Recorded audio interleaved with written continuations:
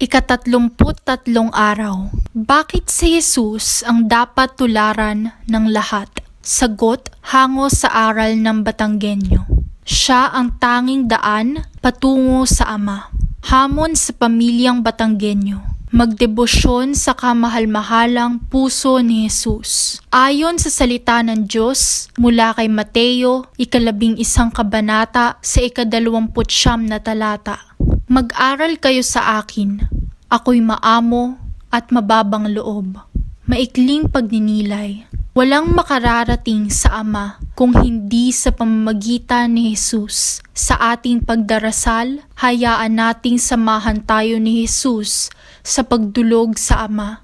Sa ating namang paggawa, gayahin natin ang kanyang mga halimbawa. Turo ng simbahan. Christ, then, reveals God who is Father, who is love. As St. John will express it in his first letter, Christ reveals God as rich in mercy, as we read in St. Paul.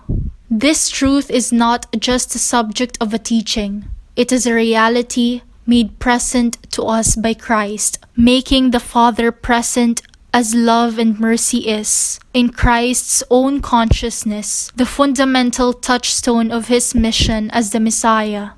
This is confirmed by the words that he uttered first in the synagogue at Nazareth, and later in the presence of his disciples and of John the Baptist's messengers. Panalangin. Panginoong Jesus, aking dakilang guro, makasunod nawa ako sa mga turo mo. Amen.